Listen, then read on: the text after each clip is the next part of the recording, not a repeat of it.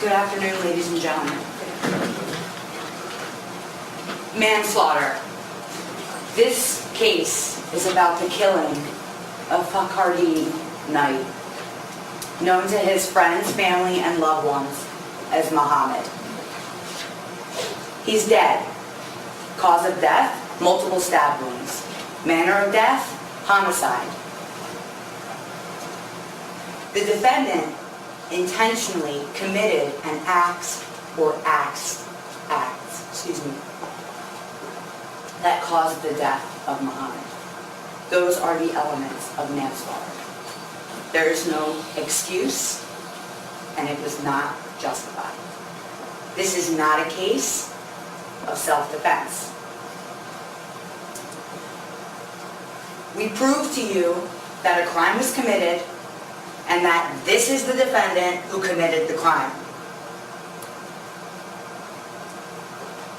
The evidence presented in this case goes to the elements of manslaughter. Remember what we talked about during jury selection. No motive, no intent to kill. Judge Culver read us all the laws that apply to your deliberations in this case, and the word motive, not used, not even mentioned. Intent to kill, not used, not even mentioned. Those words are not part of the law that you must follow, which is why we talked about that in jury selection, because you promised and swore that you will follow the law, whether you like it or not, whether you disagree with it or not. The state of Florida does not have to prove to you why Demetrius Elder stabbed Muhammad. On April 25th, 2014, Wendy Gambolas had plans to visit her mother, who was here in Florida from out of town. And her plans to visit her mother included going with Muhammad. And after work, at night, they started driving to go visit her mother. And on the way there, they stopped at Gordy McMath's house. But their intention was still to go visit Wendy's mother. When they get to Corey McMath's house, Muhammad goes up to the house, Wendy stays in the car. When Muhammad gets to Corey McMath's house, nothing is wrong. Nothing is wrong when Muhammad got there, nothing was wrong before Muhammad got there, and nothing was wrong when Muhammad left. He gets to Corey's house. The defendant and Armando Baptista are already there. Muhammad wasn't violent. Muhammad wasn't armed. Muhammad wasn't aggressive. Muhammad was nothing but friendly and calm. The amount of time Muhammad spent at Mr. McMath's house was not long. And when Muhammad left Mr. McMath's house, everything was okay. There was no physical altercation. There was no verbal altercation. Muhammad gets back to the car where Wendy's waiting for him, and he has a red plastic cup in his hand. A drink. No weapons. Wendy's waiting for him to get back into the car. It's time for them to drive off because their intent was to go back and visit Wendy's mother. They get to the stop sign. There's a car in front of them. There's two people in the car, Demetrius Elder and Armando Baptista. They wait a few minutes. Muhammad honks on the horn. Wendy stays in the car. Muhammad is calm. He's not violent. He's not being aggressive. He doesn't have a weapon. He gets out of the car with the red Solo cup in his right hand, and he starts approaching the car in front of him. And at the same time, Armando Baptista is approaching Muhammad. Muhammad moves the solo cup from his right hand to his left hand to extend his arm to shake hands. Shake hands, a gesture of peace. What happens instead? That moment is the beginning of his killing. Armando Baptista, pretending to shake hands, starts the attack on Muhammad. Muhammad is not the aggressor. Muhammad did not approach that car with a plastic cup in his hand to start a confrontation or to start a fight. Wendy tried to stop this. Wendy ran over to that car and she screamed and yelled and begged the defendant, "Stop this. He has a knife." Baptista gave that knife to Demetrius Elder, and even though Baptista had already stabbed him over and over again, Demetrius Elder stabbed him too. For what? Because Muhammad had a solo cup in his hand and walked over? Wendy runs back to her car and she starts screaming and she's going to call 911, and that's when this attack stops. The attack on Muhammad. Because when you hear 911, you know the cops are coming. And so the defendant and Baptista leave.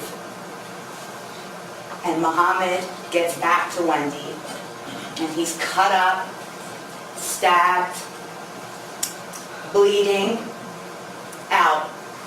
He's dying. He's on the ground. Corey runs out of the house. Corey hears Wendy screaming.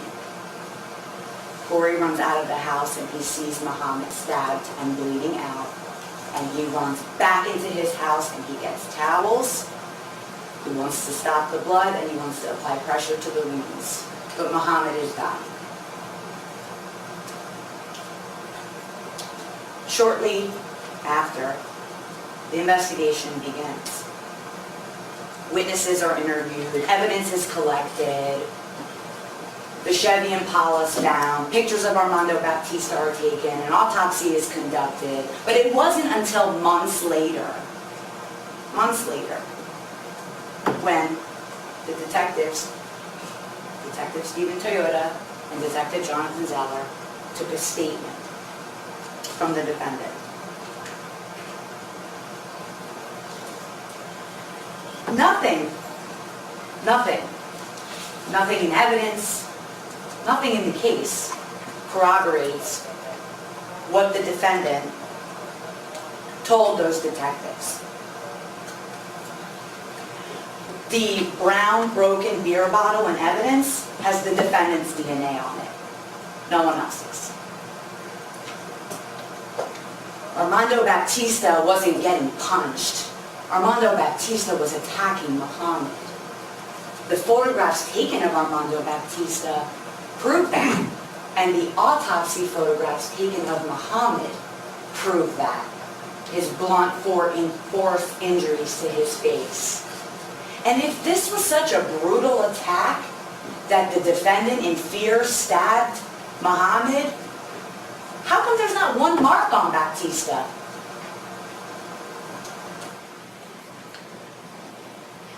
There was no beef at Corey's house. There was no altercation. Before Muhammad got there, everything was okay. When Muhammad got there, everything was okay. And when Muhammad left, everything was okay.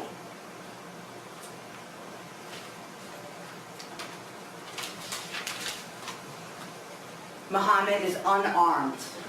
He's unarmed when he gets to Corey's house. He's unarmed when he's at Corey's house. He's unarmed when he leaves Corey's house. And he's unarmed when he approaches the car that the defendant and Armando Baptista are sitting in.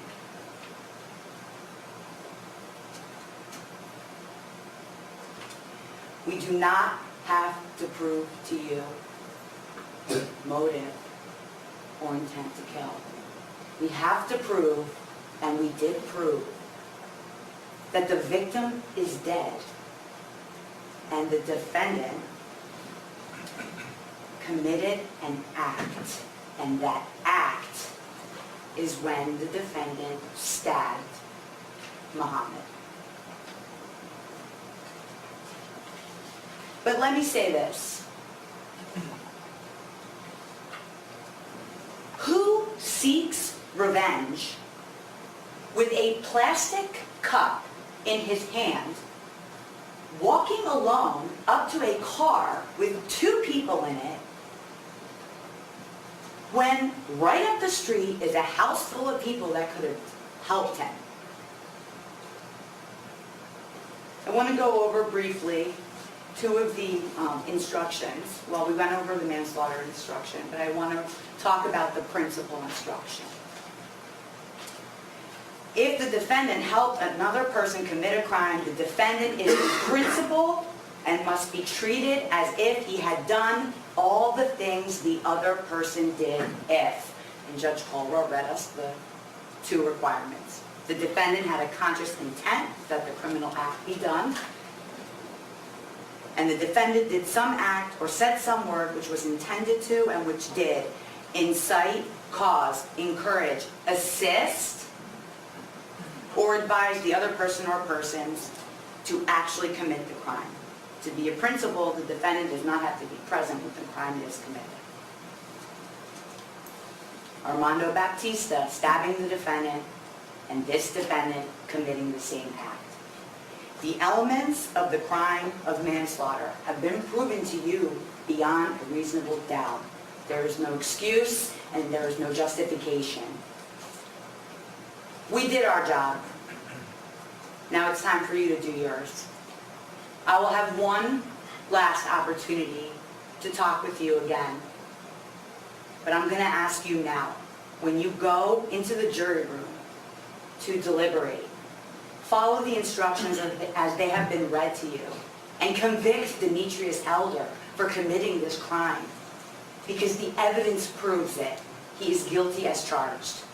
Thank you.